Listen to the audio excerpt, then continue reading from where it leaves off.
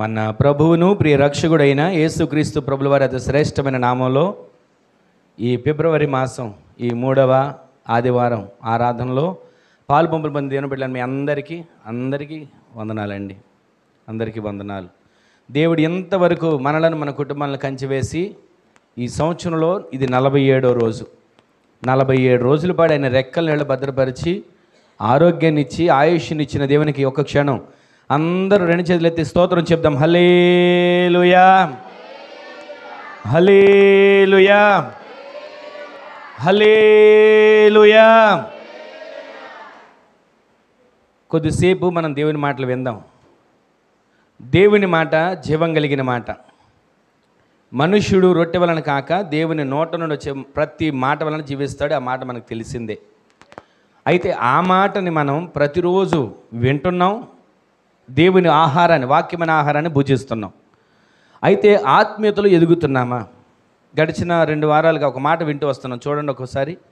ఇర్మియా ప్రవచన గ్రంథం 31వ అధ్యాయం 12వ వచనం 14వ వచనాన్ని చదువుదాం ఒకసారి. నా జనులు నా ఉపకారములను తెలుసుకొని తృప్తి పొందుతారు.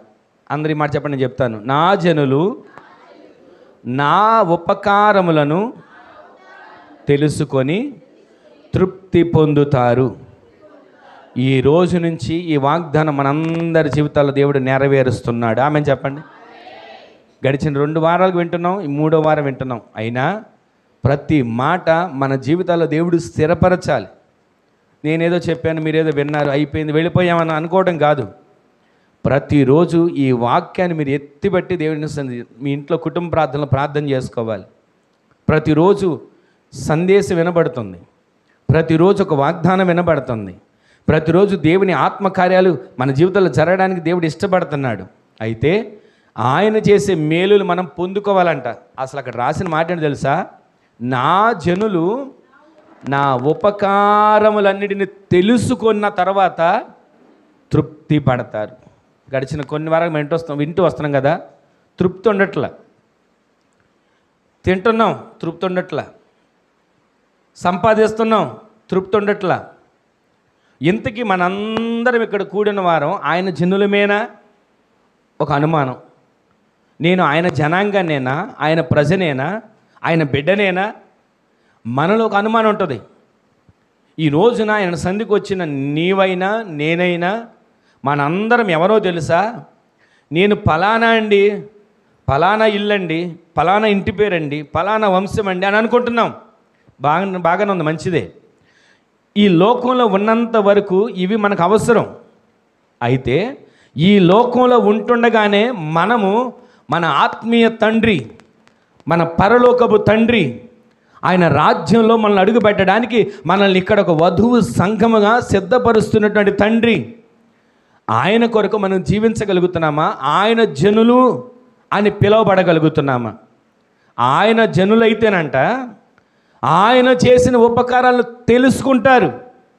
మరి దేవుని సందులోకి వస్తున్నాం, ఆయన చేసిన ఉపకారాలు తెలుసుకోగలుగుతున్నామా? ఆయన చేసిన ఉపకారాలను ధ్యానించగలుగుతున్నామా? ఆయన చేసిన ఉపకారాలను తలంచగలుగుతున్నామా? ఆయన చేసిన ఉపకారాలన్నిటిని బట్టి ఆయనకి కృతజ్ఞతలు తెలియచేయగలుగుతున్నామా? అక్కడ రాసిన ఒక చక్కటి మాట ఏంటో తెలుసా? నా జనులు నా ఉపకారములను మరిచిపోయి అని రాయబడలా. నా ఉపకారములన్నిటిని కూడా వాళ్ళు తెలుసుకుంటారు. ఏమండి, నా దేవుడు నాకు ఈ కార్యాన్ని చేశాడండి అని మనసులో పెట్టుకుంటారు. ఒక మనిషికి సహాయం చేస్తే ఎంతసేపు జ్ఞాపకం ఉంచుకుంటారు? కొంత సమయం గుర్తుంచుకుంటారు, లేదా ఒక నెల గుర్తుంచుకుంటారు. ఇంకా బాగా ఆయన ఏదైనా ఆర్థిక సహాయము, ఇంకా ఆయన ఏదైనా శ్రమతో కూడిన సహాయము చేశాడు అనుకోండి, కొంతకాలం జ్ఞాపకం చేసుకుంటారు. ఒక వ్యక్తి పడిపోయిన స్థితిలో ఉన్న ఒక వ్యక్తిని, ఆ వ్యక్తి పడిపోయిన స్థితిలో అప్పులు ఊబిలో పడిపోయాడో, వ్యసనాల్లో పడిపోయాడో, లేదా లోకంలో పడిపోయాడో, పడిపోయిన వ్యక్తిని ఒక వ్యక్తి చెయ్యి పట్టుకొని లేవనెత్తి నిలబెడితే మరలా ఆ వ్యక్తికి మరొక జీవితాన్ని అనుగ్రహిస్తే ఆ వ్యక్తి జీవితాంతం ఇతను చేసిన ఉపకారాన్ని జ్ఞాపకం చేసుకోవాలి. అలా కాకుండా పడిపోయిన వ్యక్తిని లేపి నిలబెట్టి శుభ్రం చేసి, తనను బాగు చేసి, తనకు ఒక జీవితాన్ని ఇచ్చి, తనకు బ్రతకడానికి ఒక దారి చూపించి, అన్ని మేలు చేసిన తర్వాత ఆ వ్యక్తి వృద్ధి చెంది, ఆ వ్యక్తి అభివృద్ధి పొంది, ఆ వ్యక్తి విస్తరించి, లేపిన వ్యక్తిని మరిచిపోతే ఎంత దయనీయమైన పరిస్థితి అది. ఈ రోజున మనం ఎవరో తెలుసా? ఒకప్పుడు పాపం ఊపిలో పడిపోయాం, ఒకప్పుడు శాపపు గుంటలో పడిపోయాం, ఒకప్పుడు లోక వ్యసనాలు, లోక నటన, లోక ఆశలు, లోక కోరికలు, లోక పద్ధతుల్లో పడిపోయిన మనలను సిలువలో ఆయన కార్చిన రక్తం ద్వారా మనల్ని కడిగాడు. మనలో ఉన్న మస్టంతా, మనలో ఉన్నటువంటి అపవిత్రత అంతా, మనలో ఉన్న అవిధేయత అంతా తొలగించాడు, నిలబెట్టాడు. ఈ రోజున సమాజంలో గౌరవంగా బ్రతకగలుగుతున్నాం అని అంటే మనం అనుకుంటాం,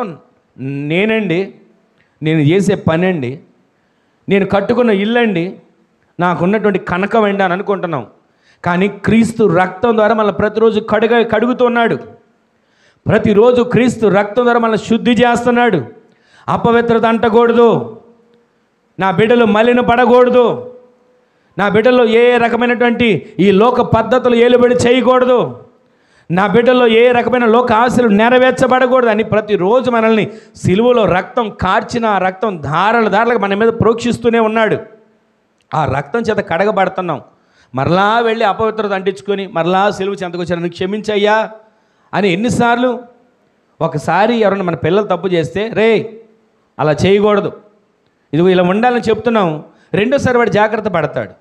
అలా కాకుండా ప్రతిసారి వాడు పడినప్పుడల్లా తీసుకొచ్చి శుభ్రం చేసి అలా కాదు అంటే ఎన్నిసార్లు నేర్పించాలి కదా, నడుచుకోవడం తెలియజేయాలి కదా. అందుకని అన్నాడు, నా జనులు నా ఉపకారములను తెలుసుకొని తృప్తి పడతారు. ఈ లోకంలో తిన్న తిండిలో తృప్తి ఉండట్లా, వండుకున్న వంటలో తృప్తి ఉండట్లా, సంపాదించిన డబ్బులో తృప్తి ఉండట్లా, ఇచ్చిన ఆరోగ్యంలో తృప్తి ఉండట్లా, పిల్లల్ని ఇచ్చాడా ఆ పిల్లల విషయంలో తృప్తి ఉండట్లా. ఏమోలేండి ఇచ్చాడు పిల్లల్ని, మాట వినట్లేదు, ఏమోలేండి ఇచ్చాడు పిల్లల్ని, వాళ్ళు సరిగ్గా పద్ధతిగా నడవట్లేదు అని వాళ్ళని గురించి మనం దేవుని సందులో మహిమపరుస్తున్నామా, ఆయన నామాన్ని ఘనపరుస్తున్నామా, లేదా ఆయన్ని అవమానకరంగా మాట్లాడుతున్నామా? ఈ ఉదయకాలం, ఈ పరిశుద్ధ ఆదివారం ఆత్మదేవుడు మనతో బోధిస్తున్నాడు. నా జనులైన వారు అంటే మనందరం ఆయన జనులుగా పిలువబడితే నేను ఒక ప్రశ్న వేస్తా. ఈ రోజున దేవుని సన్నిధిలో కూడుకున్న మనందరం ఆయన జనులమేనా? చెప్పండి. నేను ఆయన జనులనే అన్న వాళ్ళందరూ ఒకసారి దేవుని స్తోత్రం చెప్పండి. అందరూ చెప్పారా? ఆయన జనులైతే ఆయన చేసిన ఉపకారాలను మీరు తలంచుకుంటారు, తెలుసుకుంటారు, ప్రతిరోజు తృప్తిపడి జీవిస్తారు. ఆమెను చెప్పండి. మరి ఇప్పుడు ఆయన జనులవే అయితే ఒక పని అవ్వలేదని చెప్పి సణిగావా, ఒక పని ముందుకెళ్ళలేదని చెప్పి ఒకవేళ దేవుని మీద అవమానకరంగా మాట్లాడావా? మరి ఈరోజు ఆయన జనులే అయితే ఆయన చేసిన ఉపకారాలు మీరు నేను తలంచుకొని అడుగులు ముందుకు వేయగలిగినట్లు దేవుడు భాగ్యాన్ని దయచేయను గాక. గడిచిన వారం ఎంతో 2 వారాలు దేవుడు మాట్లాడుతూ వస్తున్నాడు మహిమకరంగా. ఆయన మాట్లాడిన ప్రతి మాట మన జీవితాలు కట్టబడడానికి, ఆత్మీయతలో మనం పెంచబడడానికి. మన ఇంట్లో చిన్నపిల్లలు ఉంటారా? ఎప్పుడు చిన్నపిల్లలాగానే ఉంటారా? ఎదుగుతారు, ఎదగాలి కూడా.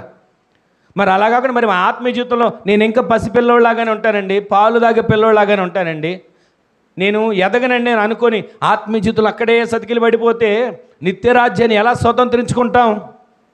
నిత్యరాజ్యంలో ఎలా అడుగు పెట్టగలుగుతాం? నిత్యరాజ్యానికి వారసురాలిగా ఎలా మార్చబడతాం? అందుకే ఆయన సెలవిస్తున్నాడు, ఆయన జనులు ఆయన చేసిన ఉపకారాలు తెలుసుకొని తృప్తి పొందేటట్లు దేవుడు చేయబోతున్నాడు. ఆమెను చెప్పండి. ఈ మాటలు వింటూ వస్తున్నాం కదా గడిచిన వారం నుంచి.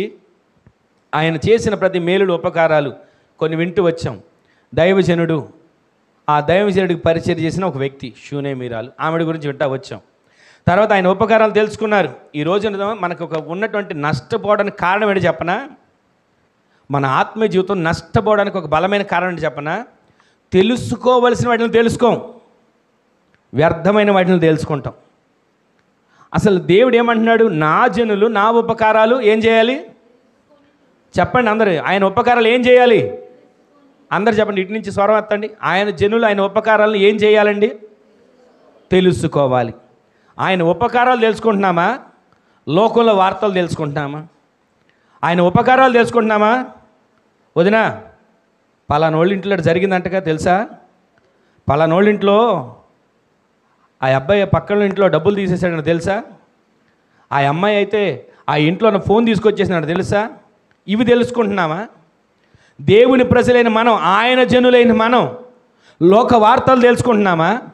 ఎవరో ఇంట్లో ఏదో జరిగిందని, ఎవరో కుటుంబం నష్టపోయిందని, ఎవరో కుటుంబం పతనమైపోయిందని అది తెలుసుకొని కాసేపు సంబరపడుతున్నామా? మరి మన ఆయన జనులమైతే ఒకవేళ వాళ్ళకి నష్టం కలిగింది, ఒకవేళ తెలిసింది మనకి, దాని గురించి ప్రార్థన చేస్తున్నామా? అయ్యా ఇదిగో ఆ ప్రజలు నష్టపోయారయ్యా, ఆర్థికంగా చితికిపోయారయ్యా, కష్టాల్లో ఉన్నారయ్యా, వారికి చెయ్యి అందించి లేవనెత్తు అని ప్రార్థన చేశారనుకోండి, అప్పుడు అంటాడు ఆయన, నా జనులు నేను వారి పట్ల ఉపకారాలు చేస్తే ఇదిగో వారేం చేస్తున్నారో తెలుసా, ఇంకొకరికి నేను సహాయం చేసేటట్లుగా వారి కోసం నా సందులో ప్రార్థిస్తున్నారు, నా ఉపకారాలను తెలుసుకున్నారు, వాటిని తెలుసుకోవడం మాత్రమే కాదు తృప్తి పొందుతున్నారు. దీని ద్వారా నేను ప్రార్థించిన వారిని దీవిస్తాను, ఎవరి కోసం ప్రార్థన చేశారో వారికి కూడా నేను సహాయం చేస్తాను. ఆమెన్ చెప్పండి. ఈ రోజున దేవుని బిడ్డలం అని చెప్పుకుంటున్నాం. నేనండి యేసయ్య బిడ్డని, నేనండి ప్రభు కుమారుణ్ణి, నేనండి లోకరక్షకుడు నన్ను ఏర్పరచుకున్న వ్యక్తిని అని అనుకుంటున్నాం కదా. అనుకుంటున్న మనం, ఆయన జనులుగా ఉన్న మనం ఆయన చేసిన ఉపకారాలు తెలుసుకుంటున్నామా? ఆయన శిష్యులకే అర్థం కాల, సముద్రం పాయలవుతుందా? ఒక్క మాటకి సముద్రం పొంగుతున్న సముద్రం ఆగిందా? వీస్తున్న గాలి అణచబడిందా? తుఫాను ఆగిపోయిందా? ఈయన ఎవరో? అందరు అనుకుంటున్నారు, ఏంటి ఇన్న సమాజ మందిరంలో నిలబడి ఈ విధంగా బోధిస్తున్నాడు, పాండిత్యం చెప్తున్నాడు, ఎక్కడి నుంచి వచ్చింది ఈయనకింత జ్ఞానం? ఈయన ఎవరో? యేసుక్రీస్తు తల్లిదండ్రులే ఒక దినాన తప్పిపోయాడు అనుకొని ఆయన ఒక చోట దేవాలయంలో ఉన్న తర్వాత ఆయన అక్కడ నిలబడిన వారితో బోధిస్తున్న మాటలు చూసి తల్లిదండ్రులే ఆశ్చర్యపోయి ఈయన ఎవరో? అసలు ఆరాధిస్తున్న మనకే యేసుక్రీస్తు ఎవరో తెలియకపోతే, ప్రార్థిస్తున్న మనకే యేసయ్య ఎవరో అర్థం కాకపోతే ఆయన ఉపకారాలు ఎలా అర్థమవుతాయి? ఏదోలేండి మందిరానికి వెళ్ళాను, ఒక కార్యం జరిగింది, ఏదోలేండి మందిరానికి వెళ్ళాను, ఒక మేలు కలిగింది, ఇది కాదు, దీంతో సరిపెట్టుకోవడం కాదు. ఆయన చేసిన ఉపకారములన్నిటినీ తలంచుకొని తెలుసుకొని తృప్తి పడేటట్లు దేవుడు మనల్ని నిలబెట్టునుగాక. ఈరోజు నీ మాటలు వింటున్న మన జీవితంలో సమృద్ధిని దేవుడు దయచేస్తాడు, సమృద్ధి చేత దేవుడు నింపుతాడు, అన్ని విషయాల్లో సమృద్ధి ఇస్తాడండి. ఒకవేళ ఇప్పుడు కొరత ఉందని చెప్పి ఎవ్వరు దిగులు పడక్కర్లా. ఈ లోకంలో కొరత లేని వ్యక్తి ఎవరండి? వాక్యాన్ని వింటున్న మీరు, వాక్యాన్ని బోధిస్తున్న నేను, ఏదో ఒక కొరతతోనే ఉంటాం. కానీ మన నిరీక్షణ ఒకటి ఉండాలండి. ఆ నిరీక్షణ ఏంటో తెలుసా? ఏ రోజైనా సరే దేవుడు నన్ను కిందుంచడో పైకి లేవనెత్తుతాడు. గట్టిగా ఆమె చెప్పండి. మీ కుటుంబాలు ఎప్పుడు కూడా ఇప్పుడున్న కొరతల్లో ఉండవండి, ఉన్నతమైన స్థితి దేవుడు మీకు అనుగ్రహించబోతున్నాడు. ఆమె చెప్పండి. ఈ రోజున సంఘముతో దేవుడు చెబుతున్న మాట, కూడి ఉన్న వారితో దేవుడు పలుకుతున్న పరిశుద్ధాత్మ సంగతులు, మీరు ఇక మీదట ఇదే కష్టాల్లో ఉంటారని అనుకోకండి, ఇదే కన్నీళ్లలో బతుకుతామని అనుకోకండి. నాకెందుకు వచ్చిన బ్రతుకు, నాకెందుకు వచ్చిన జీవితం, ఈ కష్టాలు నేను పడలేను, ఈ బాధలు నేను అనుభవించలేను, ఈ అవమానాలు నేను తట్టుకోలేను అనుకొని ఒకటి జీవితం ముగిద్దామని అనే ఆలోచనలు వస్తున్నాయేమో. పరిశుద్ధాత్మ దేవుడు మాట్లాడుతున్నాడు, ఇదిగో మీరు ఆయన ఉపకారాలు తెలుసుకుంటారు, తెలుసుకోవడం మాత్రమే కాదు మీరు తృప్తి పొంది ఆయనను మహిమపరిచే వ్యక్తులుగా మార్చబడబోతున్నారు. ఆమె చెప్పండి. ఈ మధ్యాహ్నపు వేళ దేవుడు మనతో మాట్లాడుతున్న ప్రతి మాట మీ హృదయాలలో స్థిరపరచబడునుగాక. యాకోబు అనుకుంటున్నాడు, నా జీవితం అంతా అయిపోయిందండి, ఒక్క కర్రతో నేను యోర్దాను దాటి వెళ్ళాను అని అంటున్నాడా? అదే మాట అన్న యాకోబు అంటాడు, చేతి కర్రతో యోర్దాను నదిని దాటి వెళ్ళాను, ఒంటరిగా వెళ్ళాను, దిక్కులేనివాడిగా వెళ్ళాను, తరమబడి వెళ్ళాను, తండ్రి నుంచి, తల్లి నుంచి, అన్నల నుంచి, ఊరు నుంచి, ఆస్తి నుంచి దూరమే వెళ్తున్నా. అసలు యాకోబు ఎవరో తెలుసా? ఒక కోటీశ్వరుడి మనవడు, ఒక లక్షాధికారి కొడుకు, అబ్రహాము మనవడు, ఇస్సాకు కుమారుడు.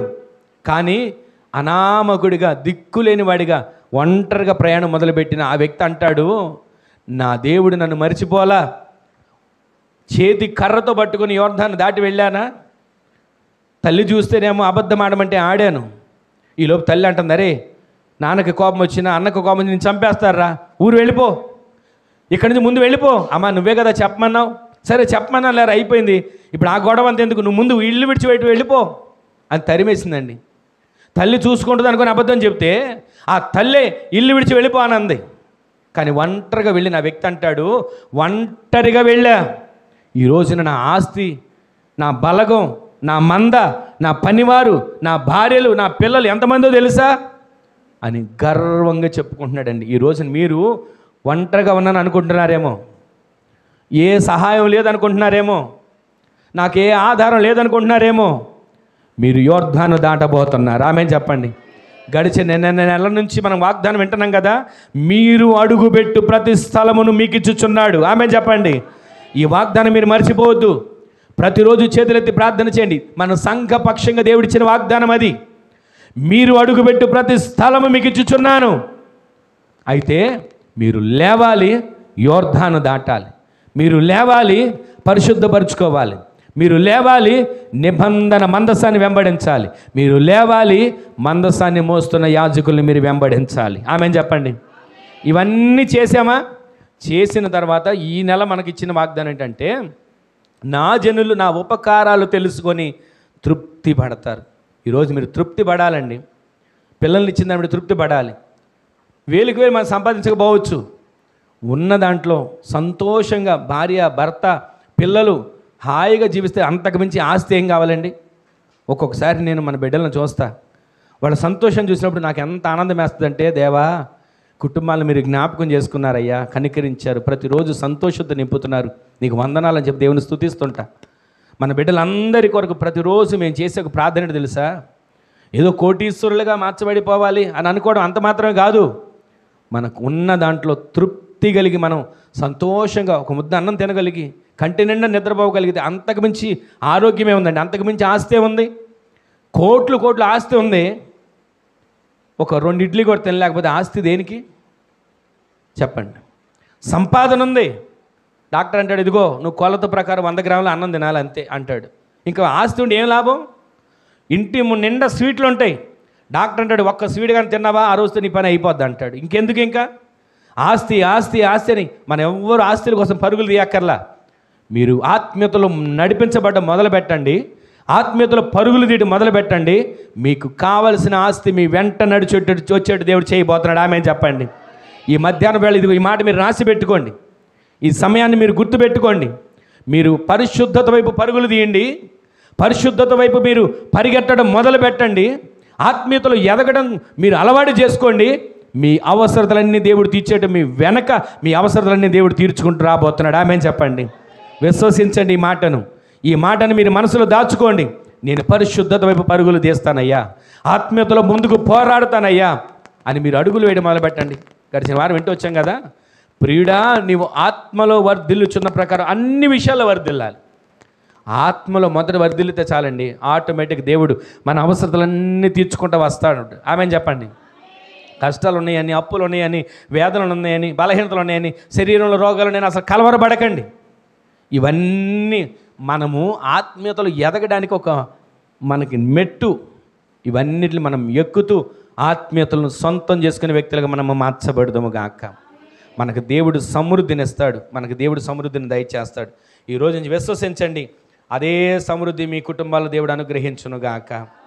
ప్రతిరోజు యాకోబుని చూసి అనుకుంటున్నారు వాళ్ళ మామ మొహం మార్చుకుంటున్నాడు, సంపాదించేస్తున్నాడని. ఏం కంగారు పడకండి. మిమ్మల్ని చూసి ఎవరైనా వాళ్ళు సంపాదించేస్తున్నాడు అనుకుంటున్నారా? మీకు ఒక మాట చెప్తాను, ఈ మాటను మనసులో పెట్టుకోండి. మిమ్మల్ని చూసి మీరు సంపాదిస్తున్నారని కానీ ఎవరైనా మీ గురించి అనుకుంటున్నారు అనుకోండి, మీరు ఒకటే గుర్తుపెట్టుకోండి, నా దేవుడు నన్ను ఆత్మీయతలో ఆశీర్వదించడం మొదలుపెట్టాడు. ఆమేన్ చెప్పండి. దానికి ఒక పునాది వేశాడు దేవుడు. ఆమేన్ చెప్పండి. వాళ్ళు ఎంతగా మీ గురించి అనుకుంటున్నారో మీకు అంతగా భవనాన్ని దేవుడు కట్టబోతున్నాడు. ఆమేన్ చెప్పండి. ఆశీర్వాదానికి వారసులుగా మీరు మార్చబడుదురుగాక. ఎప్పుడైనా సరే అసూయ పడుతున్నారా? ఒకటే గుర్తు, ఆశీర్వాదానికి దేవుడు మీకు పునాది వేసేసాడు. గట్టిగా ఆమేన్ చెప్పండి. మిమ్మల్ని చూసి ఎవరైనా కానీ అసూయ పడ్డారనుకోండి, అప్పుడే మీకు గుర్తుపెట్టుకోండి, ఏంటి ఇంత సంపాదించావా, ఎంతకు వచ్చేసిందని అనుకుంటున్నారనుకోండి, వెంటనే మీకు గుర్తురాలి ఏంటి తెలుసా? నా దేవుడు నాకు ఆశీర్వాదానికి పునాది రాయేసాడు అని చెప్పండి. ఆమేన్ చెప్పండి. మీరు ఇదే గుర్తుపెట్టుకోండి. ఎవ్వరు మిమ్మల్ని చూసి ఎక్కిరించుకుంటున్నా, హేళన చేసుకుంటున్నా, మీరు అనుకోవాల్సింది ఒకటే, నాకు దేవుడు పునాది వేశాడు, ఆశీర్వాదానికి పునాది వేశాడు. వాళ్ళు ఎంతగా అనుకున్నారనుకోండి, అంతగా భవనం కట్టబడుతుంది, ఇంకా ఆశీర్వాదం చేత మీరు నింపబడుతురు గాక. లోకంలో కూడా రాస్తారు కదా, నీ ఏడుపే తెలుసుగా. అరే అప్పు చేసి కొన్నాను, నన్ను చూసి ఏడవబాకు. ఎన్ని ఉన్నాయండి. చాలామంది రాస్తారు, నరఘోష నీకు నమస్కారం. ఎంతమంది ఆటోల మీద రాయట్లా.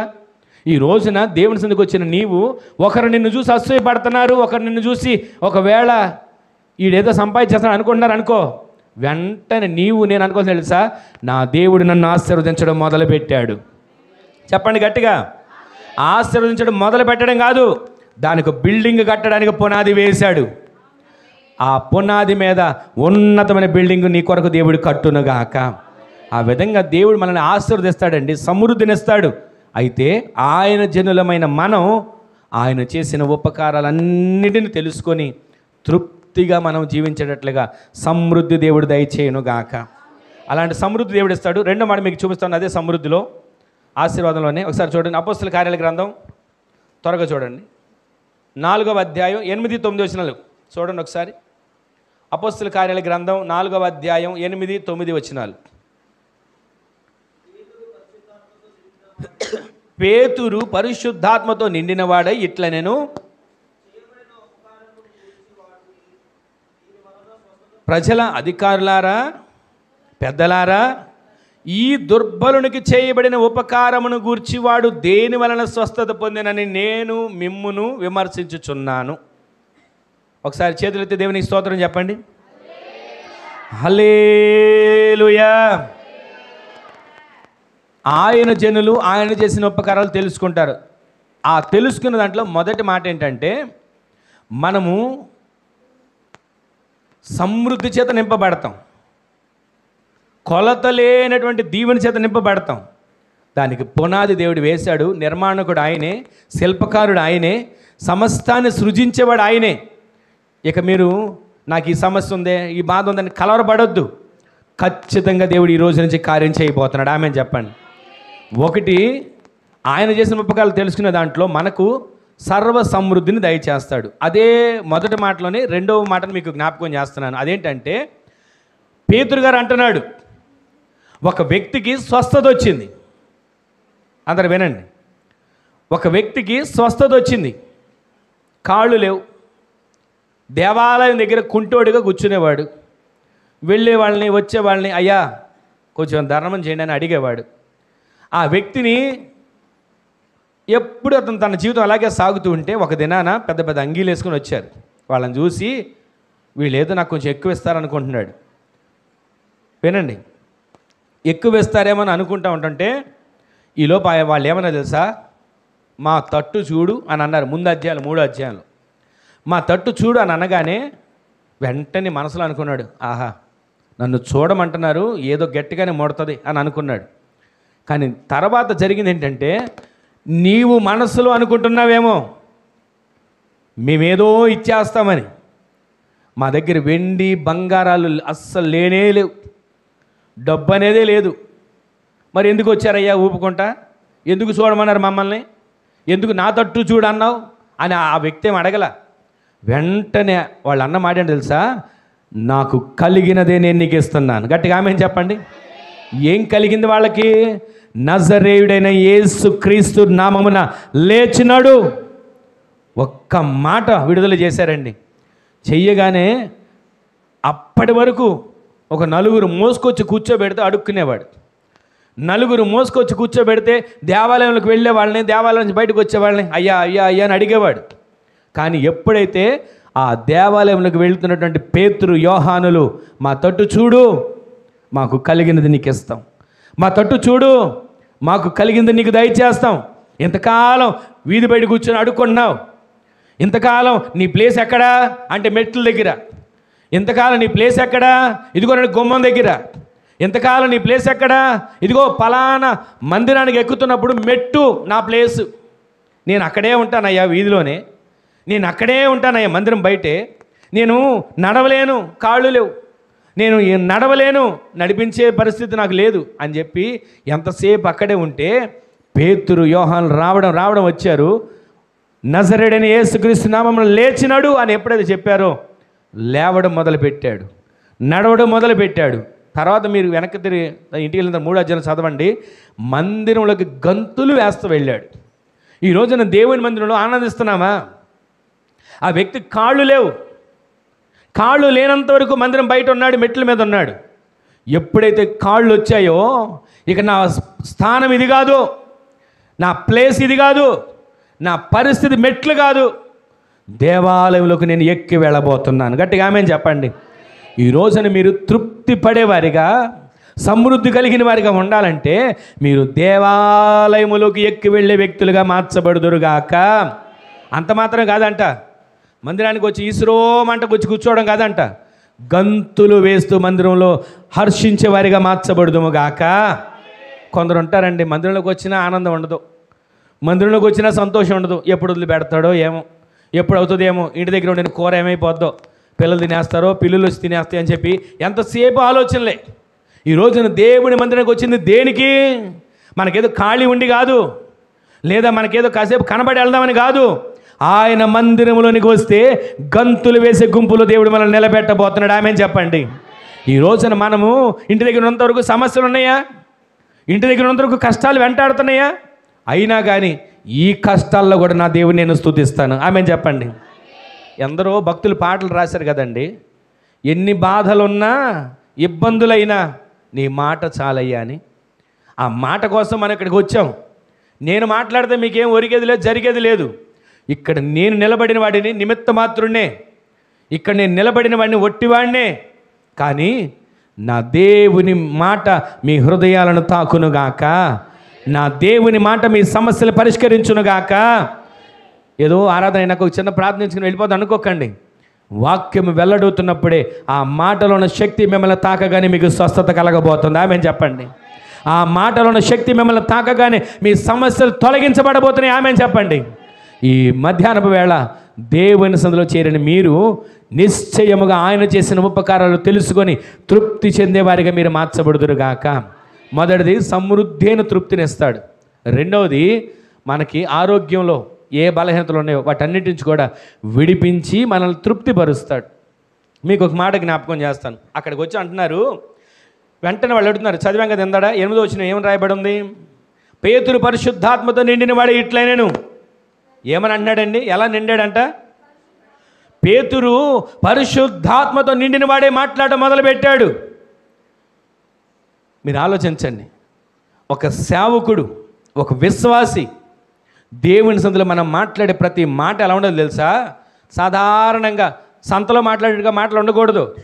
పరిశుద్ధాత్మతో నిండిన మాటలుగా మన మాటలు మార్చబడాలి. ఆమేన్ చెప్పండి. ఏది మీరు మాట్లాడతారో దానిని దేవుడు నెరవేర్చబోతున్నాడు. ఆమేన్ చెప్పండి. నా మాటదే ఉందండి, నా మాట ఇంతే, నా మాటదే ఉందండి, ఆ పని అవ్వదు, నా మాటదే ఉందండి, ఆరోగ్యం కలగదు, నా మాటదే ఉందండి, ఇక నెమ్మది కలగదు అని మనమే అంటా ఉంటాడు. దేవుడు ఇంకేం కార్యం చేస్తాడు? మీ నోటితో ఎప్పుడు శుభవచనమే మాట్లాడేటట్లు నీ నోరు మాట్లాడును గాక. నోటితో ఎప్పుడు శుభమే పలకాలి. ఒకవేళ ఇంట్లో పిల్లల మాట వింటలేదా, వీళ్ళు మాట వింటలేదు అని ఎన్నిసార్లు అంటావు? ఒక్కసారి దేవుని సందులో నా పిల్లలు నజరేయుడైన యేసు నామములో అభివృద్ధి చెందబోతున్నారు అని చూడండి. ఒక్కసారి నా భర్త, నా కుటుంబం, నేను సంతోషంగా ఉండబోతున్నాం అని మీరు పలికి చూడండి. నా ఇల్లు ఒక స్వర్గసీమగా మార్చబడబోతుందని మీరు పలికి చూడండి. నా చేతి పనులు వృద్ధి చెందబోతున్నాయి అని మీరు పలికి చూడండి. మీ నోటి మాట కదా నీకు సాక్ష్యం ఇచ్చేది. పేతురు ఏమన్నాడు? అయ్యా, నేను చావడానికి సిద్ధమైన సరే నిన్ను ఎరగను అని అన్నాడు. ఎరగననే మాట నేను చెప్పను అని అన్నాడు. ఆయన ఏమన్నాడు? పేతురు, నోటి మాటతో అంటున్నావు బాగానే ఉంది, ఈరోజు కోడి కుయ్యక మునుపు నువ్వు నన్ను 3 సార్లు నేనంటే ఎరగనని చెప్తావు అని అన్నాడు. ఈ రోజున మనం ఈ మాటలు వింటున్న మనం మందిరంలో ఉన్నప్పుడు మనం మాట్లాడే మాట, సన్నిధిలో ఉన్నప్పుడు మనం మాట్లాడే మాట, మనం పలికే ప్రతి పలుకు పరిశుద్ధాత్మతో నిండిన పలుకుగా మన పలుకులు మార్చబడును గాక. పేతురు గారు పరిశుద్ధాత్మతో నిండిన వాడు ఇట్లా అంటున్నాడు, ప్రజలారా, అధికారులారా, పెద్దలారా, ఇదిగో ఈ దుర్బలునికి చేయబడిన దాని గురించి మీరు ఎందుకు ఇంత ఆశ్చర్యపడిపోతున్నారు? మేమేదో వీనికి నడవడానికి శక్తి ఇచ్చినట్లుగా, మేమేదో లేపి నిలబెట్టినట్లుగా ఎందుకని అంత ఇదైపోతున్నారు? వాస్తవానికి ఇప్పుడున్న రోజులు అయితే ఎవరైనా నజరేయుడైన యేసు నామములో లేచి నడు అని అన్నారా? వెంటనే మీడియా వచ్చేస్తుంది.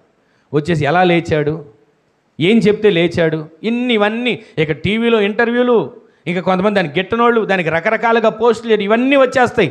కానీ వాళ్ళు ఏం అలాంటివి చేయలా. అక్కడ వచ్చిన వాళ్ళతో అంటున్నారు, ఈ దుర్బలునికి చేయబడిన దానికి. అంటే దుర్బలుడు అంటే ఇదిగో ఈ నడవలేని స్థితిలో ఉన్న ఈ వ్యక్తికి, రాని స్థితిలో ఈ వ్యక్తికి చేసిన దానికి ఎందుకని మీరు ఇంతగా ఆశ్చర్యపడిపోతున్నారు? అతను చిన్నపిల్లడు కాదు, అతను అడగండి, అతను చెప్తాడు. ఈరోజు నీ మాటలు వింటున్న మనం, పరిశుద్ధాత్మతో నిండిన పేతురు గారు మాట్లాడడం మొదలుపెట్టాడు. ఆయన మాట్లాడడం ప్రారంభించినప్పుడు మామూలుగా మాట్లాడని రాస్తే బాగానే ఉండేది. పరిశుద్ధాత్మ మన కోసం తేటగా రాశాడు. మనం మాట్లాడే ప్రతి మాట కూడా పరిశుద్ధాత్మతో నిండిన మాటగా మార్చబడును గాక. మీరు ఏది పలుకుతున్నా మీరు ఒకటే మనసులో పెట్టుకోండి, నేను ప్రతిరోజు పరిశుద్ధాత్మ చేత నింపబడి, పరిశుద్ధాత్మ పలికిన మాట, పరిశుద్ధాత్మ పలికిన వాక్యం, పరిశుద్ధాత్మ పలికినటువంటి అభిషేకం, పరిశుద్ధాత్మ పలికినటువంటి ఆత్మ చేత నేను ప్రవచించే వ్యక్తిగా మార్చబడతానని మీరు అనుకొని చూడండి. మీ జీవితాల్లో మీరు పలికిన ప్రతి మాట దేవుడు స్థిరపరచునుగాక. మీరు అడుగుపెట్టిన ప్రతి స్థలాన్ని దేవుడు మీకు ఇచ్చునుగాక. మీకు ముందు మెట్టగా ఉందా, దానిని దేవుడు సరళం చేసి ఉన్నతమైనటువంటి కార్యాలు దేవుడు మీ కొరకు జరిగించునుగాక. ఈరోజు ఈ మాటలు వింటున్న తర్వాత ఒక్కసారి మీరు ఆగి ఆలోచిస్తే, అక్కడ ఉన్నటువంటి ప్రతి పరిస్థితిని వాళ్ళు క్షుణ్ణంగా పరిశీలించారు. అక్కడ ఉన్న ప్రతి పరిస్థితిని వారు చక్కగా ఆలోచించారు. అయితే దేవుడు తెలియజేస్తున్నాడు, ఒకవేళ మనలో బలహీనులుగా ఉన్నా, ఒకవేళ మనలో ఏ రకమైనటువంటి బలహీనతలు ఉన్నా, దేవుని మీద విశ్వసించండి, ప్రభు మీద ఆనుకోండి. ఆయన మాటను పంపి మిమ్మల్ని బాగు చేయబోతున్నాడు. ఆయన మాటను పంపి మీకు స్వస్థతనివ్వబోతున్నాడు. ఆయన మాట విడుదలైతే చాలు, మీకున్నటువంటి ప్రతి అననుకూలతలు తొలగిపోయి అనుకూలతలుగా దేవుడు మార్చునుగాక. నా దేవుడు నీకు ఉపకారం చేయబోతున్నాడు, ఆమెను చెప్పండి. నా దేవుడు నీకు స్వస్థతను దయచేయబోతున్నాడు, ఆమెను చెప్పండి. ఏ రకమైనటువంటి బలహీనత అయినా నడినెత్తి మొదలకు నరికాలు వరకు పరిపూర్ణమైన స్వస్థత నీకు కుటుంబానికి అనుగ్రహించబడునుగాక. మీకు ఒక మాట చెప్తాను, అంగవైకల్యం అని అంటే ఏంటంటే, దేవుడు సమృద్ధిని ఉపకారం చేస్తున్నాడు, దేహంలో ఏ బలహీనత ఉన్నా స్వస్థతించాడు. రెండు మాటలు మనం వింటున్నాం. అంగవైకల్యం అని ఏంటంటే చెప్పనా, మనకు ఒకవేళ అంగవైకల్యం అనేది ఉంటే ప్రతిరోజు మనలో దాన్ని బట్టే బాధపడిపోతుంటాం. నాకు కూడా ఒకటి ఉంది, ప్రతిరోజు నేను దాన్ని బట్టి బాధపడుతుంటా. ప్రతిరోజు ఏ విధంగా బాధపడతాం అంటే, ఒకసారి అంట ఇలాగే దేవుని సన్నిధికి వచ్చేవాళ్ళు. ఆమె ఎంతసేపు మందిరానికి వస్తుంది, ప్రార్థన చేయించుకోవడానికి వస్తుంది, కానీ తలెత్తి చూడలేకపోతున్నాడు. ఎప్పుడు ముసుగులు ఎదరగేసుకుంటుంది. ఆ సేవకుడు అన్నాడంటే, అమ్మా ఎప్పుడు అలా ముసుగు మొహం నుండి వేసుకొని ప్రార్థన చేయించుకుంటున్నావు, ఏమైందమ్మా, నీ తండ్రి లాంటి కదా, ఏం నీదేమైనా బలహీనత ఉందా చెప్పు అంటే, ఏం లేదయ్యా అంటుందంట. అంటూనే ఆమె తర్వాత బాగా అడిగితే చెప్పిందంట, అయ్యా ఇదిగో నాది ఒక కన్ను చిన్నగా ఉంటుంది, ఒక కన్ను పెద్దగా ఉంటుంది. ఈ పెద్దగా ఉన్న కన్ను బాగానే ఉంది, ఈ చిన్నగా ఉన్న కన్ను లోపం. ఈ లోపం వల్ల నేను లోపాన్ని చూపించుకోవడానికి ఇష్టపడలేకపోతున్నా. ఈ లోపం ఉంది అని చెప్పి నేను ప్రజల్లోకి నా ముఖాన్ని చూపించి నేను వెళ్ళలేకపోతున్నా అని తన లోపాన్ని సేవకుని దగ్గర చెప్పుకుంటుంది. ఈ రోజున అంగవైకల్యం ఇది దేవుడు మనకేదో కావాలని పెట్టింది కాదు, అది దేవుని చిత్తం. ఏ అంగవైకల్యం దాన్ని బట్టి మనం దిగులు పడక్కర్లా, ఆ అంగవైకల్యం గురించి మనం కంగారు పడక్కర్లా. మన దేవుడు ప్రతి దాన్ని బట్టి ఆరోగ్యం ఇచ్చాడు కదా, ఆయుష్నిచ్చాడుగా, దానిని బట్టి సంతోషిస్తూ గంతులు వేస్తూ దేవుని సందులో అడుగుపెట్టేవారిగా మార్చబడుతాము గాక. చాలామంది అండి వాళ్ళకున్న బలహీనతలు చూసి కంగారు పడిపోతుంటారు. ఒకరు ఇలాగే ముఖమంతా అదొక రకమైన ర్యాషెస్ లాగా వచ్చేసిందని చెప్పి ముఖం చూపించడానికి కూడా ఇష్టపడలేక వాళ్ళు నలిగిపోతున్నారు. అంటే వాళ్ళకున్న లోపాలు గుర్తొస్తున్నాయి. మన మనిషి ఉన్నదంతా మర్చిపోతున్నాం. మనలో ఉన్న చిన్న లోపం మన ముందుకు వెళ్ళనివ్వట్ల. ఈ రోజున ఆత్మీయ జీవితంలో ఏ లోపం మీకు ఆటంకంగా ఉందో, ఆత్మీయ జీవితంలో ఇదిగో ఎదగలేని స్థితిలో ఏ లోపం మీకు ఆటంకంగా ఉందో, ఆ లోపాలన్నీ దేవుడు సరిచేయునుగాక. ప్రతిరోజు 10 మందిలోకి రావడానికి ఇబ్బంది పడుతున్నారా? 10 మందిలోకి నడవడానికి ఒకవేళ సంకోచిస్తున్నారా? లోపాన్ని బట్టి దేవుడు అంటున్నాడు, ఇదిగో దేహం విషయంలో నీకు స్వస్థతను ఇవ్వబోతున్నాను, ఆరోగ్య విషయంలో నీకు స్వస్థతను ఇవ్వబోతున్నాను. ఏ విషయంలో మీరు ఒకవేళ బాధపడుతున్నారో, ఏ విషయంలో కంగారు పడుతున్నారో, ప్రతి విషయంలో దేవుడు మీకు మీ కుటుంబాలకు పరిపూర్ణమైన స్వస్థతను దయచేయునుగాక. ఆయన చేసిన ఉపకారం మీరు తెలుసుకుంటారు. తెలుసుకొని ఆయన కొరకు జీవించే వ్యక్తులుగా, తృప్తిపడే వ్యక్తులుగా దేవుడు మిమ్మల్ని మార్చునుగాక. మీకు ఇంకో మాట చెప్పి నేను కొంచెం ముందుకెళ్ళి ముగిస్తాను. అదేంటంటే, ఇలాగే వృద్ధాప్యలు ఉన్నవాళ్ళు వాళ్ళకున్న లోపాన్ని ఎత్తుపెట్టుకుని కంగారు పడిపోతున్నారట. అయ్యా, ఇదిగో వృద్ధాప్యంలోకి వచ్చేసాం, మా పిల్లల మీద ఆధారపడుతున్నాం, మా పిల్లల మీద మేము ఆధారపడతాం కాదయ్యా, మాకున్న దాంట్లో మేము బ్రతకాలి, మేము మంచంలో ఉండటం, మంచంలో మేము ఏదో లెగలేని స్థితిలో పడిపోవడం అలాంటిది ఉండకూడదు. మాకు తిరుగుతుండగానే మేము చనిపోవాలి, తిరుగుతుండగానే ఇదిగో మా యాత్ర ముగించాలి, తర్వాత మా పిల్లలు సమాధి చేయడానికో సమాధి పెట్టి కోసమో డబ్బులు ఎత్తుకునే వారికి ఉండకూడదయ్యా అని తల్లిదండ్రులు చాలామంది అండి వృద్ధాప్యలు ఉన్నవాళ్ళు, ఇదిగో నా సమాధి పెట్టి కోసం ఇంత దాచుకున్నా, ఇదిగో నా గుంట కోసం ఇంత దాచుకున్నా, తర్వాత వీళ్ళు గుంట ఎవరు తీస్తారంట, దీనికి ఎంత అవుద్దంట అని ఎవరు బాధపడకూడదని ఈ రోజున దేవుని సన్నిధికి వచ్చిన మనం ప్రతిరోజు ఆశపడతాం, ప్రతిరోజు కోరుకుంటాం. ఆయన చేసిన ఉపకారాలు తలంచుకోకుండా మన ఆ జీవితం కొనసాగిస్తున్నాం. ఆయన చేసిన ఉపకారాలు తెలుసుకోవాలి. ఆయన మనకు పరిపూర్ణమైన సమృద్ధిని ఇవ్వబోతున్నాడు. ఆమేన్ చెప్పండి. పరిపూర్ణమైన సమృద్ధినే కాదు, పరిపూర్ణమైన ఆరోగ్యాన్ని దేవుడు నీకు దయచేయబోతున్నాడు. ఏ విషయంలో సమృద్ధి లేదని చెప్పి దిగులు పడే పరిస్థితి రాదు, ఎక్కడ ఆరోగ్యం లేదని కలవరపడే పరిస్థితి రాదు. నా దేవుడు ఈ నెలలో నీ పట్ల కార్యాలు చేయబోతున్నాడు. ఆమేన్ చెప్పండి. అంగవైకల్యంతో బాధపడతాం, ఎంత బాధ! 40 సంవత్సరాల నుంచి ఆ బాధ అనుభవిస్తున్నాడు ఆ వ్యక్తి. 40 సంవత్సరాల నుంచి అదే గుడి మెట్ల దగ్గర నలుగురు తీసుకొచ్చి కూర్చోబెడితే అందరు వేసిన చిల్లరంతా పోగు చేసుకుంటున్నాడు. మోసుకొచ్చిన వాళ్ళని కూడా పోషిస్తున్నాడండి. 4 వ్యక్తులు ఆ వ్యక్తిని మోసుకొచ్చి అక్కడ కూర్చోబెడితే ఈయన పోషించబడటమే కాదు, ఇంకొక 4 పోషిస్తున్నాడు అంగవైకల్యం కలిగిన వ్యక్తి. ఎవరు ఇష్టపడతారండి గుడి దగ్గర పళ్ళెం పట్టుకుని ఎండలో కూర్చోవాలని? మనం అనుకుంటాం సోమరిపోతులండి, వీళ్ళు పని చేయలేక అడుక్కుంటున్నారు అనుకుంటాం రోడ్డు మీద కనపడ్డాలను చూసి. సోమరిపోతులని కాదు, కొన్ని పరిస్థితులు అలా నడిపేస్తాయి. ఈ రోజున ఎవరికి ఇష్టం ఉంటుంది పళ్ళెం పట్టుకుని గుడి దగ్గర చిల్లర కోసం అడుగుతూ కూర్చోవాలని? ఆ వ్యక్తి ఎన్ని సంవత్సరాలు ఉన్నాడో యేసుక్రీస్తు ప్రభుల వారు అతన్ని జ్ఞాపకం చేసుకున్నాడు. పేతురు, యోహానులు అతని చెంతకు వచ్చారు. నజరేయుడైన యేసు నామములో వీనికి నడు అని చెప్పగానే లేచి నిలబడ్డాడు. మందిరంలోకి వెళ్ళి గంతులు వేస్తూ దేవుని మహింపరిచాడు. హల్లెలూయా. చాలామంది అండి బలహీనతలో క్యాన్సర్ వచ్చి జుట్టు రాలిపోయి బోడిగుండి అయిపోతుంది. అప్పుడు వాళ్ళు ఎలా ఉంటుందో తెలుసు, ఎవరైనా వాళ్ళని పలకరించడానికి వస్తే ముందు వీళ్ళకున్న వ్యాధి కంటే కూడా అయ్యో నన్ను పలకరించడానికి వచ్చిన నీ పరిస్థితుల్లో చూశారు అని తలడిల్లిపోయే వాళ్ళు ఉంటారు. ఈ రోజున ఎంతమంది ఏ బలహీనతలో ఉన్నా, అది మీరు చెప్పుకునే బలహీనతను, చెప్పుకోలేని బలహీనత అయినా, పక్కవారికి తెలియకపోయినా, ఇక్కడ నిలబడి నాకు తెలియకపోయినా, ఈ మధ్యాహ్నం వేళ వాక్కు ద్వారా దేవుడు మాట్లాడుతున్నాడు. మీ బలహీనతలను దేవుడు స్వస్థపరచబోతున్నాడు. మీ బలహీనతలను దేవుడు సరిచేయబోతున్నాడు. మీకు దేవుడు సమృద్ధిని ఇవ్వబోతున్నాడు. మీరు ఆశీర్వదించబడిన జనాంగంగా దేవుడు చేసిన ఉపకారాలు తెలుసుకొని తృప్తి పడేవారిగా దేవుడు మార్చునుగాక. ఈ ప్రశస్త వేళ ఎవరెవరు ఏ పరిస్థితిలో కృంగిపోతున్నారో, నశించిపోతున్నారో, కలవరపడుతున్నారో, కంగారు పడుతున్నారో, వేదన పడుతున్నారో వారికి ఒక శుభవార్త దేవుడు వినిపిస్తున్నాడు.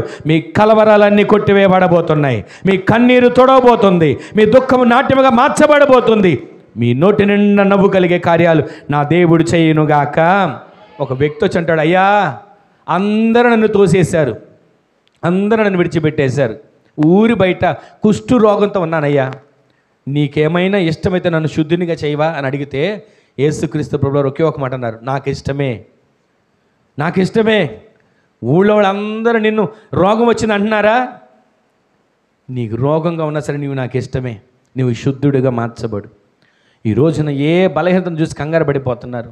ఏమైపోతుందో, చిన్న మచ్చ వచ్చిందా కంగారు పడిపోతారు, చిన్న పొక్కు వచ్చిందా కంగారు పడిపోతారు, చిన్న బలహీనత వచ్చిందా ఇక నా జీవితం అయిపోయిందేమో అని ఆరాటపడిపోతున్నారు. ఈ మధ్యాహ్నం వేళ దేవుడు మాట్లాడుతున్నాడు. ఆయన నిన్ను నన్ను స్వస్థపరచడానికి ఆయన బాహు చాపాడు. ఆయన బాహు ఇంకను చాపబడే ఉంది. ఆయన స్వస్థత శీఘ్రముగా మీ పైన కొమ్మరిస్తున్నాడు. ఆమె చెప్పండి. ఎందుకో ఈ పూట మనతో దేవుడు మాట్లాడుతున్నాడు. ఆయన సమృద్ధినిచ్చే దేవుడు, ఆయన స్వస్థతనిచ్చే దేవుడు. అయితే నేను ఏం చేయాలో తెలుసా? ఆయన చేసిన ఉపకారములను తెలుసుకొని ఏం చేయాలండి? చెప్పండి గట్టిగా. తృప్తి పడాలి. ఏమంటే ఏ విషయంలో తృప్తి ఉండదు మనకి? సంపాదించినా తృప్తి ఉండట్లా, తింటున్నా తృప్తి ఉండట్లా. వింటూనే వచ్చాం కదా 2 వారాలుగా. ఈ రోజున తృప్తి పడే జీవితాన్ని దేవుడు మనకి దయచేయను గాక. మరొక మాట మీకు రెఫరెన్స్ చదివిచ్చేసి ముగించేస్తాను చూడండి. ఆదికాండం 37వ అధ్యాయం త్వరగా చూడండి. ఆ రెఫరెన్స్ చదివి మనం ప్రార్థన చేసుకుందాం. ఆదికాండం 37వ అధ్యాయం 14, 15, 16, 17 చూడండి ఒకసారి. అప్పుడు నీవు వెళ్ళి నీ సహోదరుల క్షేమమును మందక్షేమమును తెలుసుకొని నాకు వర్తమానం తీసుకురమ్మని అతనితో చెప్పి హెబ్రోను లోయలో నుండి అతన్ని పంపెను. అతడు షెకెమునకు వచ్చెను. అతడు పొలములో ఇటు అటు తిరుగుచుండగా ఒక మనుష్యుడు అతనిని చూచి నీవేం వెతుకుతున్నావయ్యా అని అడిగాడు. అందుకు అతడు నేను నా సహోదరులను వెతుకుచున్నాను, వారు ఎక్కడ మందని మేపుచున్నారో అది దయచేసి నాకు తెలుపమని అడిగాను. అందుకు ఆ మనుష్యుడు ఇక్కడ నుండి సాగి వారు వెళ్ళెను. దోతానులో వారిని కనుగొనమని చెప్పాను. ఇక్కడ ఒకసారి మీకు ఒక మాట నేను జ్ఞాపకం చేసే ఒక మాట ఏంటంటే 14 వచ్చిన మరొకసారి చదవండి. అప్పుడు అతడు నీవు వెళ్ళి నీ సహోదరుల క్షేమమును మందక్షేమమును తెలుసుకోవాలి. ఆమె చెప్పండి. మొదటిది ఆయన జనులు ఆయన ఉపకారములను తెలుసుకోవాలి. ఉపకారాలంటే ఏంటి? మనం ఆర్థికంగా నలిగిపోతున్నప్పుడు, అప్పుల్లో కూరుకుపోయినప్పుడు, కష్టపడింది కలిసి రానప్పుడు, మన జీవితాల్లో కరువు వెంటాడుతున్నప్పుడు దేవుడు మనకి సమృద్ధిని దయచేస్తాడు. ఆ సమృద్ధిని మనం తెలుసుకోవాలి, ఆయన చేసిన ఉపకారాలను. ఒకప్పుడు ఒక పూటకు కూడా సరిగ్గా తినడానికి లేదండి, ఇప్పుడు 3 పూటలు తినగలుగుతున్నాం. ఉపకారాలు తెలుసుకోవాలి. ఒకప్పుడు ఒక చీటీ కూడా కట్టుకోలేకపోయి ఉండండి, ఈ రోజున 2 వేసుకుని కట్టుకోగలుగుతున్నాను. ఆయన ఉపకారాలు తెలుసుకోవాలి. ఒకప్పుడు ఎప్పుడు ఒకరి దగ్గరికి వెళ్ళి అడుగు తెచ్చుకునేవాడండి, ఇప్పుడు నేను ఒకరికి ఇచ్చేటట్లుగా నిలబడ్డా. ఆ ఉపకారాలు తెలుసుకోవాలి. ఒకప్పుడు నేను బలహీనతలో ఉన్నానండి, ఈ రోజున దేవుడు నన్ను నా బలహీనత తొలగించాడు. క్యాన్సర్ వ్యాధులు కలిగిన వాళ్ళు బాగుపడ్డ వాళ్ళు లేరండి, ఎయిడ్స్ వ్యాధి వచ్చిన వాళ్ళు బాగుపడ్డ వాళ్ళు లేరండి. ఈ లోకంలో వ్యసనాల్లో, మందులో, పేకాటల్లో వీటిలో కూరుకుపోయిన వాళ్ళు ఎలాంటి బలహీనతల నుంచి బయటికి రాలేరు అనుకున్న వాళ్ళు విడుదల పొందిన వాళ్ళు లేరండి. ఈ రోజున ఎంత బలహీనత, చావుకు సిద్ధమైన బలహీనత అయినా దేవుడు వారిని ముట్టి లేవనెత్తి సజీవులుగా నిలబెట్టిన కార్యాలు లేవండి. ఈ రోజుని మనం తెలుసుకోవాలి ఏంటంటే, నా జనులు నా ఉపకారాలు తెలుసుకొని తృప్తి పడాలి. ఒకటి, ఆ తృప్తి పడి తెలుసుకునే ఉపకారాలు తెలుసుకునే దాంట్లో ఒకటి సమృద్ధిని దేవుడు దయచేస్తాడు. ఆ ఉపకారాలు తెలుసుకునే దాంట్లో రెండో మాట, దేవుడు మనకి ఏం చేస్తాడంటే సంతోషకరమైన ఆరోగ్యాన్ని దేవుడు దయచేస్తాడు. మనకిచ్చిన సమృద్ధిని తెలుసుకోవాలి, మనకిచ్చిన ఆరోగ్యాన్ని తెలుసుకొని ఆయన ఉపకారాలను తలంచుకొని మనము ఆయన సన్నిధిలో తెలుసుకొని తృప్తి పడేవారిగా మార్చబడుదుము గాక. ఇక్కడ రెండో మాట మనం చదువుతున్నాం. ఆ మాట ఏంటంటే సహోదరుల క్షేమమును మందక్షేమమును తెలుసుకోవాలి. ఆమె చెప్పండి. ఈ మాట మరలా రేపు వచ్చే వారం విందాం. మనం సహోదరుల క్షేమాన్ని తెలుసుకోవాలి, మందక్షేమాన్ని తెలుసుకోవాలి. మొదటిదేమో ఆయన ఉపకారాలు తెలుసుకున్నాం. ఆయన ఉపకారాల్లో మొదటిది సమృద్ధి, ఆయన ఉపకారాల్లో రెండవది ఆరోగ్యం, స్వస్థత. వీటిని తెలుసుకున్న మనం ప్రతిరోజు కూడా ఆయన సన్నిధిలో ఆయనను గురించి, ఆయన చేసిన మేలులు తలంచి తృప్తిపడి జీవించేవారిగా మార్చబడుదుము గాక. రెండో మాట రేపు వచ్చేవారం మనం వినబోతున్నాం. అదేంటంటే సహోదరుల క్షేమం తెలుసుకోవాలి, మందక్షేమం మనం తెలుసుకోవాలి. ఆమె చెప్పండి. ఈ మాటలు వచ్చేవారం మన వినికిడిలో దేవుడు ఆశీర్వాదకరంగా మార్చేటట్లుగా సిద్ధపడదాం. ఒక్క క్షణం అందరూ కూడా మోకరించండి, ప్రార్థన చేసుకుందాం. అందరూ కూడా మోకరించండి, ఒక చిన్న ప్రార్థన చేసుకుందాం. మోకరించండి, ఒక చిన్న ప్రార్థన చేసుకుందాం. ఎవరికొరకు చిన్న ప్రార్థన చేసుకోండి. నా జనులు నా ఉపకారములు తెలుసుకొని తృప్తి చెందుతారు. నా జనులు నా ఉపకారాలు తెలుసుకొని తృప్తి పడతారు. ఆయన జనులుగా ఉన్నామా? ఆయన జనులుగా జీవిస్తున్నామా? ఆయన జనులుగా బ్రతుకుతున్నామా? సమృద్ధినిచ్చి ఉపకారం చేస్తాడు. దేహంలో ఏ బలహీనత ఉన్నా విశ్వసించండి. దేహంలో ఏ బలహీనత ఉన్నా ప్రార్థించండి. ఆయన స్వస్థపరుస్తున్నాడు. సమృద్ధినిచ్చి ఉపకారం చేస్తాడు, స్వస్థపరిచి ఉపకారం చేస్తాడు. ఆ ఉపకారాలు మీరు తెలుసుకోవాలి. ఆ ఉపకారాలు మీరు తెలుసుకోవాలి. ఒక్క క్షణం ప్రార్థన చేసుకోండి. అయ్యా, సమృద్ధి చేత నేను నింపబడినట్లుగా నన్ను బలపరచయ్యా. నీ ఉపకారాలు నేను తెలుసుకునేటట్లుగా నన్ను బలపరచయ్యా. నా దేహంలో బలహీనత ఉందయ్యా, ఎవరికి చెప్పుకోలేకపోతున్నా. నా దేహంలో బలహీనత వెంటాడుతుందయ్యా, ఎన్ని మందులు వాడినా తగ్గట్లేదు. నీ వాక్కుని పంపించవా? ఇదిగో ఈ దినాన స్వస్థపరుస్తానన్నావు కదయ్యా. దేహంలో ఏ బలహీనత ఉన్నా విశ్వసించమన్నావు కదయ్యా. దేహంలో ఏ బలహీనత ఉన్నా ప్రార్థించమన్నావు కదయ్యా. ఒక క్షణం, ఒకవేళ మీకు ఏ బలహీనత ఉన్నా అక్కడ చేయి పెట్టుకొని ఎవరికి వాడు కళ్ళు మూసుకొని ప్రార్థన చేసుకోండి.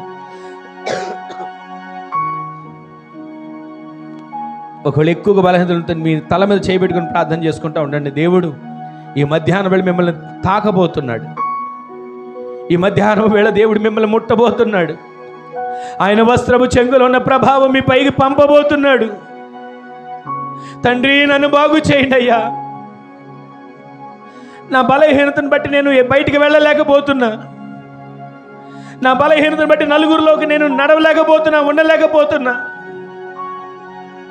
నా బలహీనతను బట్టి నేను కృంగిపోతున్నానయ్యా.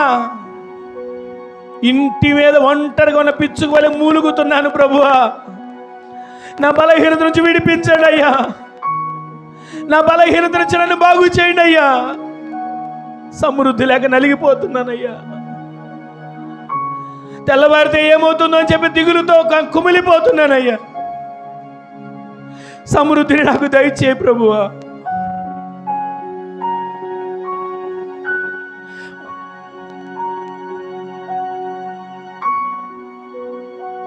కర్రను తీసుకుని యోర్దాను దాటిన వ్యక్తి అంటున్నాడు, ఒంటి చేత్తో యోర్దాను దాటి వెళ్ళాను, ఇప్పుడు 2 గుంపులుగా మార్చబడ్డాను, సమృద్ధి కలిగిన వాడిగా నేను తీర్చిదిద్దబడ్డాను. అన్నీ అయిపోయిన అనుకుంటున్నారా? ఇక నా పరిస్థితి ఇంతే, నా బ్రతుకు మారదని అనుకుంటున్నారా? దేవుడు సమృద్ధిని ఇవ్వబోతున్నాడు సహోదరుడా. దేవుడు సమృద్ధిని ఇవ్వబోతున్నాడు సహోదరి. ఆయన సమృద్ధిని దయచేయబోతున్నాడు. పిల్లల జీవితం ఇంతే అనుకుంటున్నారా? చదువులేక ముందుకు రాణించలేరు అనుకుంటున్నారా? సమృద్ధిని ఇవ్వబోతున్నాడు, విశ్వసించండి. దేహంలో ఏ బలహీనత వెంటాడుతుంది, ఎవరితో చెప్పుకోలేక నలిగిపోతున్నారా? దేవుడు ఇప్పుడే నిన్ను ముట్టబోతున్నాడు, విశ్వసించండి. ఇదిగో ఆయన వస్త్రపు చెంగు మన మధ్యన సంచరిస్తుంది. విశ్వసించిన ఒక్కొక్కరిని ఆయన వస్త్రపు చెంగు తాకబోతుంది.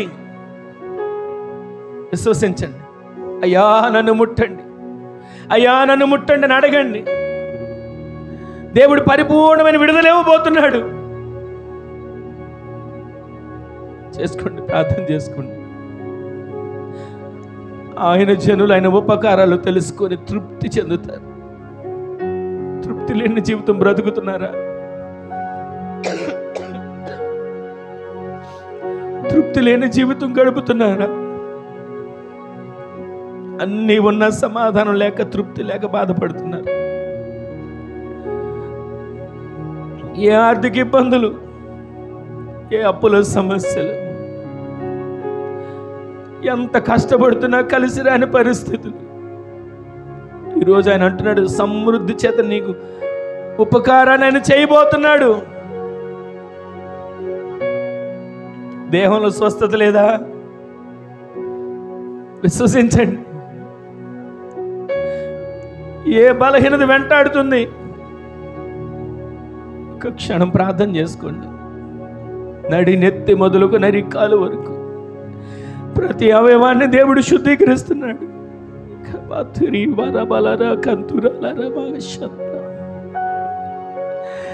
ప్రతి అవయవాన్ని దేవుడు ఆరోగ్యవంతమైన అవయవంగా మారుస్తున్నాడు.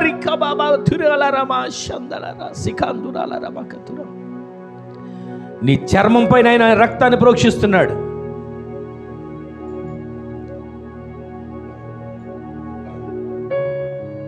ప్రతి విధమైనటువంటి బాధ తొలగించబడుతుంది. విశ్వసించండి.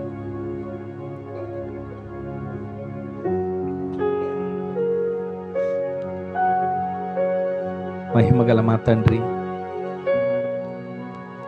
మరొకసారి మీ పాదాల చెంతకు చేరుతున్నామయ్యా.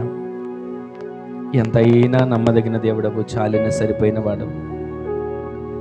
ఇది నాన్న నీ సందులో చేరిన మాతో ఎంత తేటగా మీరు మాట్లాడుతూ వచ్చారయ్యా.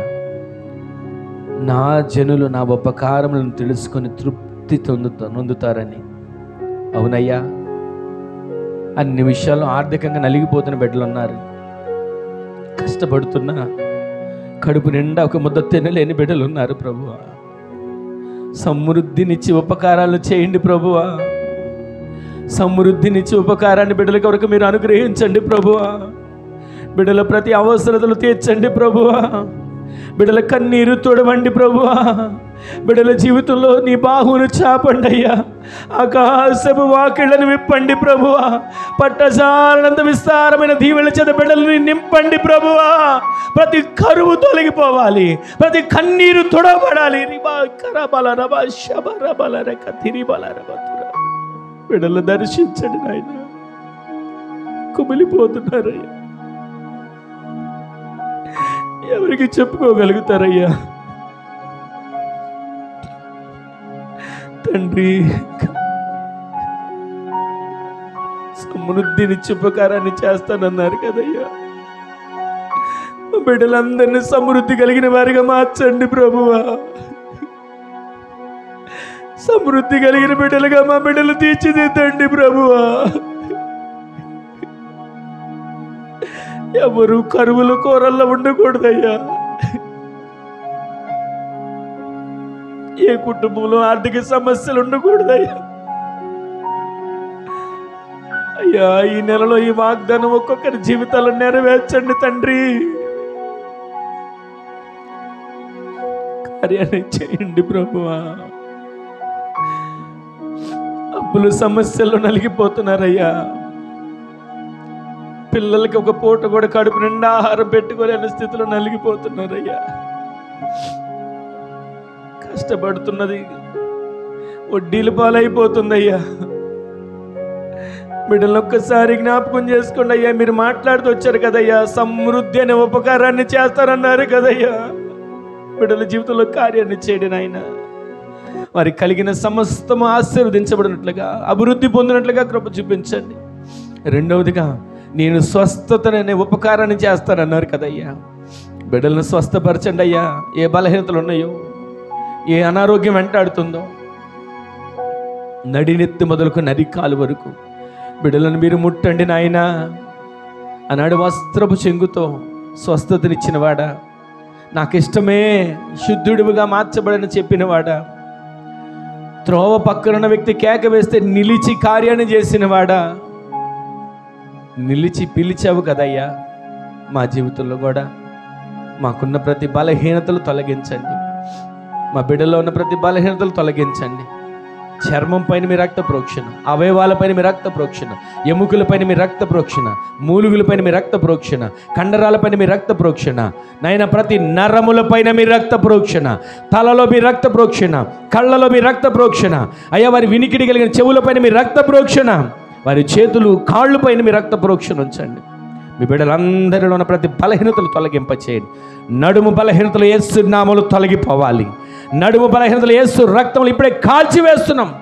యేసు నామములో నడుములో ఉన్నటువంటి బలహీనత విడిచిపోమని ఆజ్ఞాపిస్తున్నాం. యేసు నామములో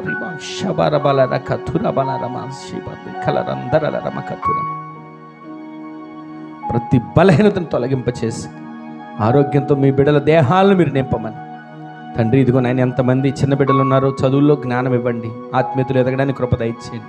గర్భిణీ స్త్రీలకు చక్కటి సుఖమైన కానుపుని, తల్లి బిడ్డలకు క్షేమం ఉండేట్లుగా సహాయం చేయండి. వృద్ధాప్యులు ఉన్న వారికి ఆరోగ్యాన్ని ఇవ్వండి. ఇదిగో నాయన, ఈ వారమంతా వ్యాపారాలకు వెళ్తున్నారు, ఉద్యోగాలకు వెళ్తున్నారు అయ్యా, చేతి పనులకు వెళ్తున్నారు, కూలి పనులకు వెళ్తున్నారు, కష్టపడడానికి వెళ్తున్నారు. ప్రతి వాని మార్గాలలో తోడే ఉండండి అయ్యా. ప్రతి వాని రహదారులలో మీ రక్త ప్రోక్షణ ఉంచండి అయ్యా. అయ్యా, ఇదిగో ప్రతి ఒక్కరునైనా వారి కుటుంబాలతో సమృద్ధి కలిగి జీవించగలిగేటట్లుగా కృప చూపించండి అయ్యా. అయ్యా, ఈ వారమంతా కూడా వారి కుటుంబాలు దావీదు గారు పలికినట్లుగా గిన్ని నిండి పొర్లేటట్లుగా మార్చబడాలి. ఉన్నతమైన కార్యాలు జరిగించి మీ నామాన్ని మహిమని తెచ్చుకోనండి తండ్రి. పరీక్షలు రాసే బిడ్డల కొరకు, చదువుతున్న బిడ్డల కొరకు మరొకసారి ప్రార్థన చేస్తున్నాం. విజయం బిడ్డలకు దయచేయండి. ఉన్నతమైన కార్యాలు మా బిడ్డల జీవితాల్లో జరిగించండి. ఓహోకమించిన అద్భుతాలు చేయండి. మేలు చేసి మహిమ పొందండి. వారం అంతటికి కావలసిన కృపాక్షేమాలు తోడుగా ఉంచి నడిపించి మహిమను పొందమని, ఆరాధనల పాల్పొంపులు పొంది ప్రతి బిడ్డలను పేరు పేరును దీవించి నీ రాకడ కొరకు సిద్ధపరచండి. ఘనత, మహిమ, ప్రభావాలు మీ నామానికి ఆరోపించుకుంటూ నజరేయుడైన యేసు క్రీస్తు పరిశుద్ధమైన శక్తి గల నామంలో స్తుతించి ప్రార్థించి అడిగి వేడుకొని పొందుకొని ఉన్నాము తండ్రి. ఆమేన్, ఆమేన్, ఆమేన్. మన తండ్రి అయిన దేవుని యొక్క ప్రేమ, కుమారుడును ప్రభు అయిన యేసుక్రీస్తు వారి యొక్క కృప, మహాకనికరం, పరిశుద్ధాత్మ దేవుని యొక్క అన్యోన్య సహవాసమైన సన్నిధి ఇప్పుడును ఎల్లప్పుడును మనకును, మనవలే ప్రార్థించే సకల పరిశుద్ధులకును, ఈ రోజు నుంచి ఆయన జనులుగా ఆయన చేసిన ఉపకారాలు తెలుసుకుని తృప్తి పొందుతానని తీర్మానం చేసుకున్న వారికి, సమృద్ధి అనే ఉపకారాన్ని ఎదురు చూస్తున్న వారికి, స్వస్థత అనే ఉపకారం కోసం ఎదురు చూస్తున్న బిడ్డలకును, ఆరాధనలో పాల్పొంపులు పొందిన ప్రతి వానికిని, పరిచర్యకును, సేవకుల కుటుంబానికి కృపా సమాధానములు సదాకాలం సమృద్ధిగా తోడయ్యుండునుగాక. ఆమేన్. హల్లెలూయా, హల్లెలూయా, హల్లెలూయా.